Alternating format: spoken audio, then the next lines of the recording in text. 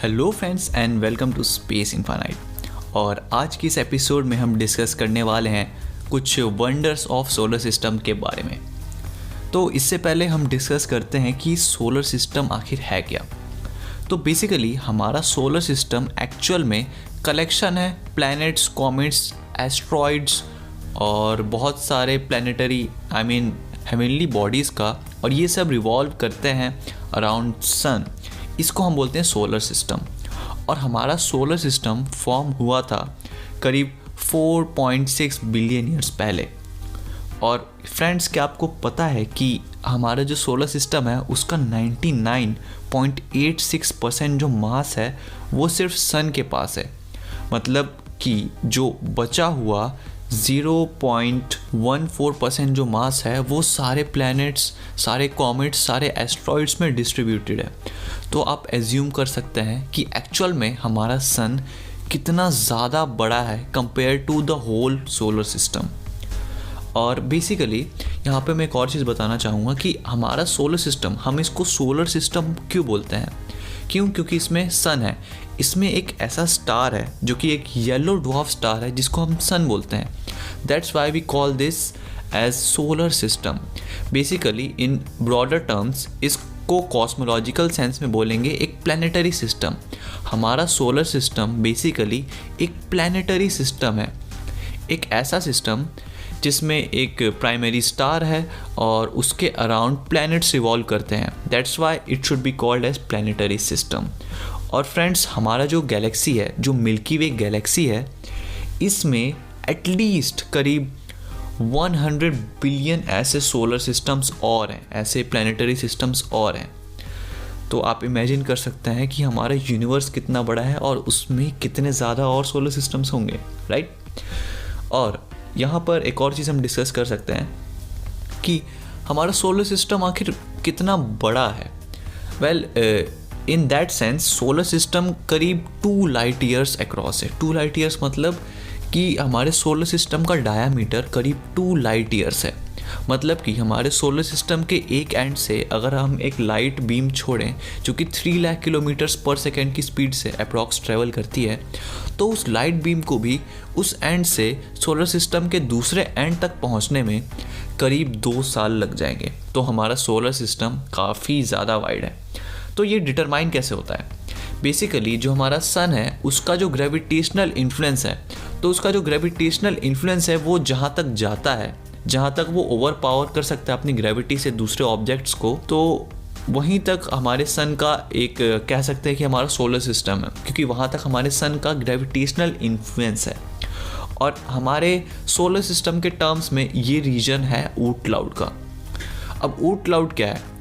Oort cloud basically एक cloud है जो हमारा बेसिक सोलर सिस्टम है, जो कि प्लैनेट्स वगैरह हैं एंड देन काइपर बेल्ट वगैरह। तो काइपर बेल्ट के आगे भी जब हम बढ़ते हैं, प्लूटो से भी आगे, तो एक रीजन है जो कि हमारे पूरे सोलर सिस्टम के अराउंड है। और ये रीजन पूरी कॉमेटरी बॉडीज से, मतलब कॉमेट्स भरे हुए हैं इनमें, तो ये बॉडीज से भरा हुआ है। तो इसको हम ऊर्ट क्लाउड बोलते हैं। और ये बहुत ही वाइड रीजन है। बेसिकली ये करीब 5000 एस्ट्रोनॉमिकल यूनिट्स से 50,000 एस्ट्रोनॉमिकल यूनिट्स के डायामीटर, मतलब इतनी रेंज में फैला हुआ है। तो ये जो रेंज है 50,000 एस्ट्रोनॉमिकल यूनिट, यहाँ तक हमारे सोलर सिस्टम का एक्सटेंट है। तो इसको हम दोनों साइड से जब हम मेजर करते हैं as a diameter, one end से दूसरे एंड, तो ये डिस्टेंस निकल आती है करीब 2 लाइट ईयर्स।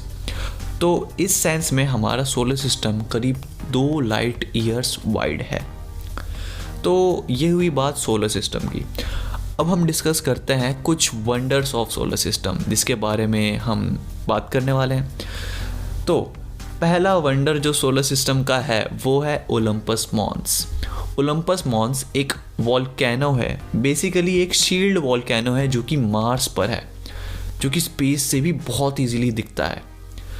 तो ये इतना स्पेशल क्यों है? बेसिकली तो according to research Olympus Mons बहुत पहले से इरप्ट हुआ था, और दैट्स वाई इसकी हाइट बहुत ज़्यादा है, क्योंकि बहुत पहले से इरप्ट हो रहा था। ये बेसिकली एक वॉल्केनिक माउंटेन है और ये करीब 21.9 किलोमीटर्स लॉन्ग है। मतलब कि इसकी हाइट 21.9 किलोमीटर्स है। इमेजिन, ये अर्थ के हाईएस्ट माउंटेन मतलब माउंट एवरेस्ट से भी करीब 2.5 से 3 टाइम्स ज़्यादा हाइट पर है, मतलब ज़्यादा हाई है। तो इतना बड़ा है Olympus Mons, and that's why ये एक वंडर है हमारे सोलर सिस्टम का।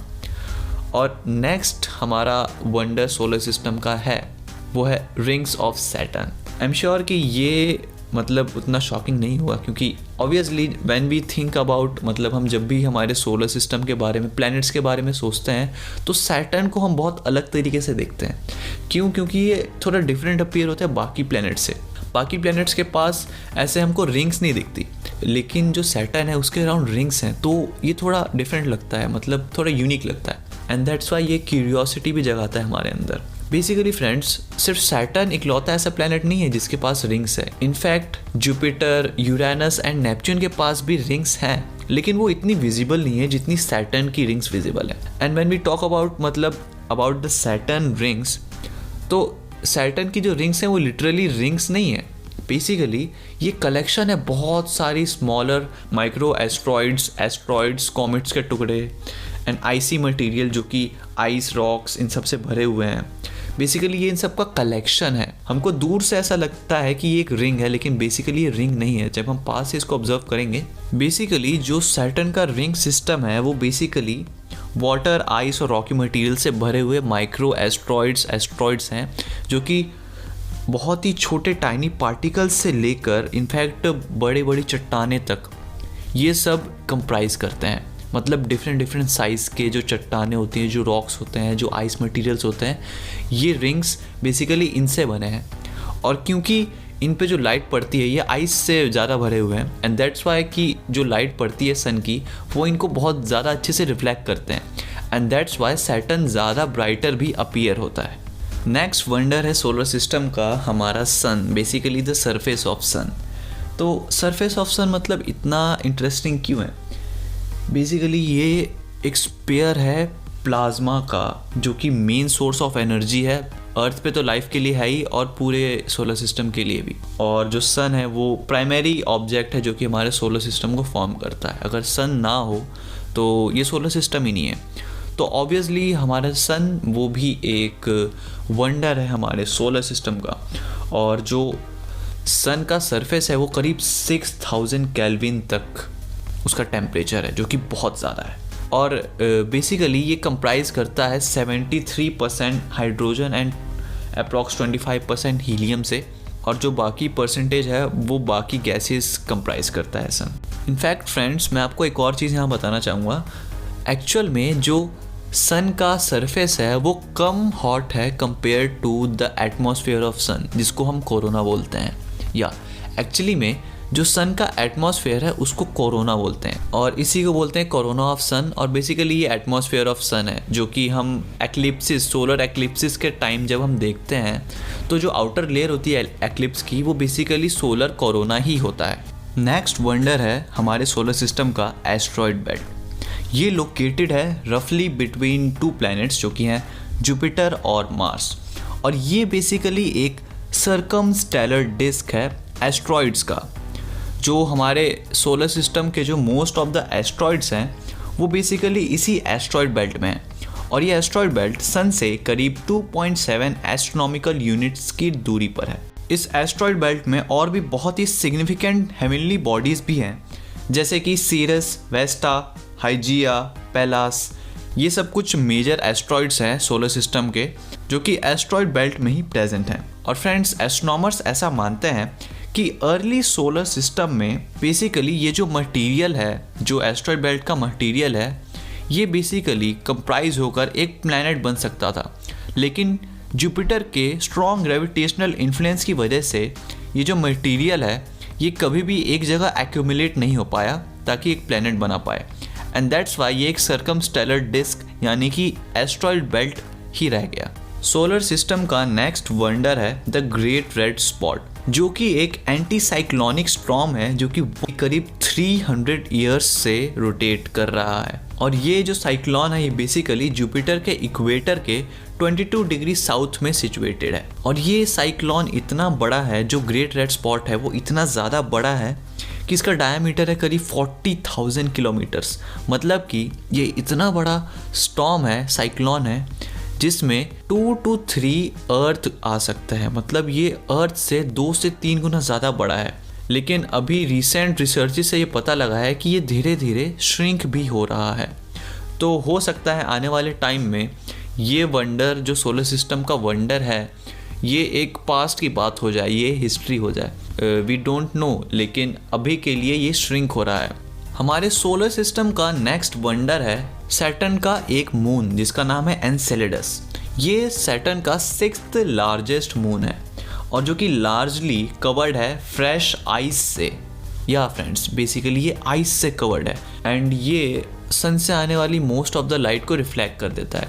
इसमें फैसिनेटिंग ये है कि एस्ट्रोनॉमर्स का ऐसा मानना है कि हो सकता है इसकी आइस के सरफेस के नीचे पूरा ओशन हो, मतलब ओशंस हो जैसे अर्थ पर है, और प्रोबेबली वहाँ पे भी लाइफ फॉर्म्स हो, इसके चांसेस हैं। और इसके साथ साथ ये जो मून है सैटर्न का, ये जियोलॉजिकली भी काफ़ी एक्टिव लगता है। मतलब इसके सरफेस पर से हॉट स्प्रिंग्स टाइप जेट्स निकलते हैं जो कि स्पेस में भी देखे जा सकते हैं। तो हो सकता है कि हमारे सोलर सिस्टम में अर्थ के अलावा भी कहीं पे लाइफ फॉर्म हो, और एनसेलेडस एक अच्छा कंटेंडर है उसका। और नेक्स्ट वंडर है हमारे सोलर सिस्टम का, वो है हमारा खुद का प्लैनेट अर्थ, जिसको ब्लू प्लैनेट भी कहते हैं। तो अर्थ एक वंडर कैसे है सोलर सिस्टम का? बेसिकली हमारे सोलर सिस्टम में ऐसा कोई भी प्लैनेट नहीं है जिस पर इतने ज़्यादा अमाउंट में वाटर हो, और इनफैक्ट अर्थ का सरफेस तो करीब 71% वाटर से कवर्ड है, जो कि लाइफ फॉर्म को सपोर्ट करता है। बिना वाटर के लाइफ को सपोर्ट करना नामुमकिन है। एंड दैट्स वाई, क्योंकि यहाँ पे मरीन लाइफ है, not even marine life, complete life on earth. मतलब कि हर चीज़, हर लाइफ फॉर्म्स, ये भी एक वंडर है सोलर सिस्टम का। क्यों? क्योंकि ये हमारे अर्थ के अलावा और कहीं पर भी नहीं है, और ये एक बहुत ही यूनिक चीज़ है। प्रोबेबली ये हमारे सोलर सिस्टम का सबसे मेजर वंडर है। मतलब इससे ज़्यादा वंडरफुल और क्या ही हो सकता है। मतलब एक प्लैनेट पर लाइफ फॉर्म है जो कि हर चीज़ के बारे में सोच सकती है, मतलब जो कि बाकी वंडर्स हैं सोलर सिस्टम के उसके बारे में सोच भी सकती है। तो फॉर दैट मैटर जो अर्थ है वो सबसे मेजर वंडर है हमारे सोलर सिस्टम का। So guys, these are the wonders of solar system. Hopefully I will make another episode of wonders of solar system in coming time. I hope you like this episode और आपको कुछ नया सीखने को मिला इस episode से। So friends, that's it for this episode and I hope कि आपको ये एपिसोड पसंद आया होगा। अगर आप इस एपिसोड को Spotify पर सुन रहे थे तो make sure to share with your friends, and if you are watching this on YouTube, make sure to give it a thumbs up and subscribe to the channel if you are new to the channel. और मुझे आप comment section में बताइए कि हम और किन topics पर वीडियोस या फिर ऐसे पॉडकास्ट या फिर इन टॉपिक्स को और कैसे इंटरेस्टिंग तरीके से डिस्कस कर सकते हैं। Thanks for watching and stay tuned to Space infinite.